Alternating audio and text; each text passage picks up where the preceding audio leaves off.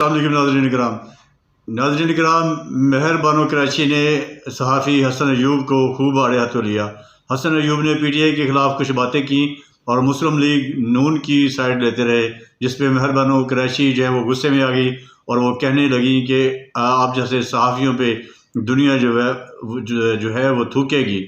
आइए पहले ये वीडियो देखते हैं, फिर इस पे बात करते हैं। हसन अयूब साहब ये तज्जिया कर रहे थे या तर्जुमानी कर रहे थे? और अगर तर्जुमानी कर रहे थे तो किसकी तर्जुमानी कर रहे थे? तो आप पे लोग थूकेंगे जिस तरह की नहीं, आप हमारा इंतजार करें। हमें भी पता है आप सहाफत कितनी करते हैं और सच कितना बोलते हैं। बैरिस्टर साहब हमारा वेट कर रहे हैं, उनसे मिलते हैं। नहीं, कोई किसी पे नहीं थूकेगा जी। तो तकलीफ हो रही है आपको? आगे चलते हैं। जिस तरह की गुफ्तगू कर रहे हैं मैं आपकी खातिर तो मैंने कहा था कफन पहन कर आओ, आपने कहा था ना हम कफन पहन कर आएंगे। मेहरबानो कुरैशी साहब, ये सारी गुफ्तगू आपने सुनी, ये 4 चीजें मुझे पता लगी आपके पार्टी से कि जनाब इसके ऊपर कुछ हद तक जो है वो फाइनलाइज किया जा रहा है, लेकिन इसमें रोड ब्लॉक्स बहुत ज़्यादा हैं। डोंट यू थिंक इसमें स्पीड ब्रेकर्स बहुत से हैं जो इस चीज़ के इन डिमांड्स के रास्ते में हायल होंगे और आप लोगों के लिए शायद उनको पूरी करवाना डिफिकल्ट नहीं होगा? मेरे ख्याल में जी बिल्कुल, खुशनियती जो है वो सबसे बड़ा रोड ब्लॉक है। मगर उससे पहले जो मैंने गुफ्तगू हो रही थी बड़ी दिलचस्पी के साथ सुनी।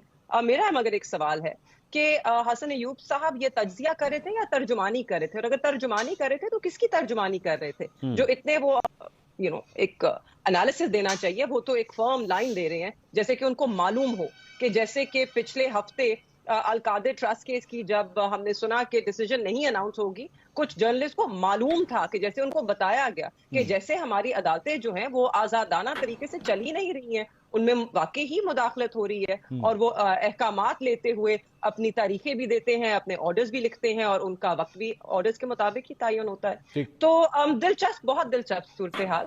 मगर कुछ इन्होंने इस तरह की गुफ्तगू की जिसका मैं जवाब देना चाहती हूँ। देखिए, आप कहते हैं कि पॉलिटिकल प्रिजनर्स किस तरह रिलीज हो सकते हैं जिन्होंने जुर्म किया है। जी, कानून का एक असूल है basic innocent until proven guilty. 1.5 साल हो गया और आपने गिल्ट तो एसरटेन ही नहीं किया, आप तो साबित ही नहीं कर सके। आप उनकी रिहाई जो है मेरिट पे बनती है। ये 1.5 साल से की सुनवाई हो मुदाखलत के बगैर, जोर और जबर के बगैर अदालतों को फाल किया जाए और उनको काम करने दिया जाए तो सबकी रिहाई बिल्कुल एक दिन में मुमकिन है, क्योंकि उन सबको बेल मिलेगी। आप बेशक केस चलाइए, मगर आप कौन होते हैं कहने वाले कि सजा मिलनी चाहिए क्योंकि गलती हुई? गलती जब तक साबित नहीं होती है, you can not presume anybody to be guilty. And क्या शवाहिद है मैं आपको बताती हूं।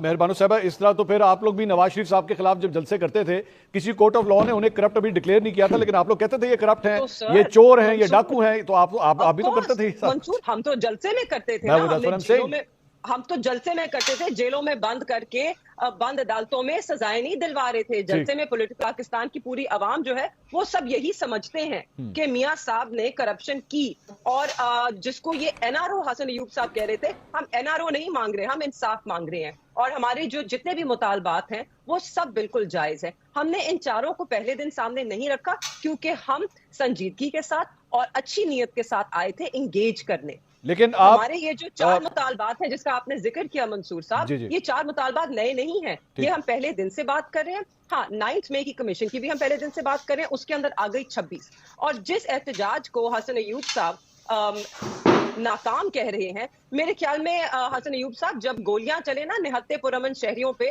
तो लोग वहां पर खड़े नहीं रहते। मेरे ख्याल में अगर आपके ऊपर भी कोई बंदूक ताने ना तो आप भी दुम दबा के भाग जाएंगे वहां से, आप भी बंदूकों का सामना नहीं करेंगे। खासतौर पे जब आप एक पुरअमन शहरी होने के नाते अपना आईनी हक इस्तेमाल करते हुए एहतजाज कर रहे हो, वो भी किस लिए? अपना हक मांगने के लिए। मैं बैरिस्टर साहब के पास जाना चाह रहा था, लेकिन हसन साहब के ऊपर क्योंकि काफी नुक्ताचीनी हुई है, अगर हसन साहब आप बात करना चाहेंगे? मैं बिल्कुल बात करना चाहूंगा। गो अहेड हसन साहब, फिर मैं बैरिस्टर साहब के पास जा रहा हूं। नहीं, आप देखिए, मैंने तो तसल्ली से बात सुनी है।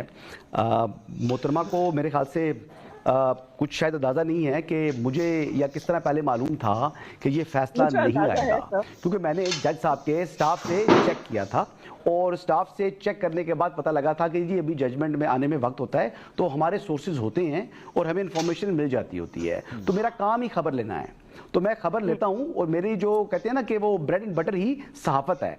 और अल्लाह का शुक्र है जब आपकी हुकूमत थी पाकिस्तान तहरीक इंसाफ की, तो उसमें भी मैं खबर दे रहा था कि तहरीक इंसाफ के अंदर ये डिफेक्शन आने वाला है और वो लोग उस वक्त आपके जो पार्टी के जो उस वक्त वजीर इत्तलात थे, वो फारूक हबीब साहब मुझे कॉल कर रहे थे कि यार ये फैसलाबाद डिवीजन के जिन लोगों की आप बात कर रहे हो, मैं दोपहर को उनके साथ था, आपकी बात गलत है।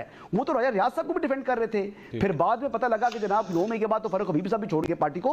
तो ये बातें इसी तरह जली सड़ी हुई बातें लोग करते रहते हैं। हकीकत जब बताता हूं तो बड़ी तकलीफ होती है। दूसरी बात मैं कर दूं जी, इनका एहतजाज नाकाम क्यों हुआ? इन्होंने कहा था, मैं आपकी बात में नहीं बोला था, जब इन्होंने कहा कि जी मैंने कहा कि एहतजाज नाकाम है तो गोलियां चली तो सब कुछ हुआ, तो मैंने कहा था कफन पहन कर आओ, इमरान खान को छुड़ाए बगैर नहीं जाएंगे।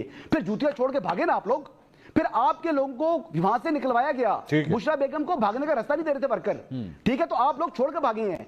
तो बात यह है कि वर्कर तो खड़ा था, वर्कर के खड़े होते हुए जब लीडर भाग गए तो फिर मैडम प्लीज, मैं आपकी बात में नहीं बोला। आप जिस तरह की गुफ्तगू कर रहे हैं, मैं आपकी खातिर रोक रही हूँ। आप पे लोग थूकेंगे जिस तरह नहीं। नाज़रीन इकराम, वीडियो आपने देखी, आपने देखा कि मेहर बानो कराची और हसन अयूब के दरमियान जो है वो काफ़ी गर्मा गर्मी हुई और जो है वो बात लड़ाई तक पहुंच गई और मंसूर अली खान उनको चुप कराते रहे कि वो कहते रहे कि ऐसा नहीं करें। वीडियो आपने देखी, उम्मीद है वीडियो आपको पसंद आई होगी। मिलते हैं किसी नई वीडियो में, अपना बहुत सा ख्याल रखिएगा। अस्सलाम वालेकुम।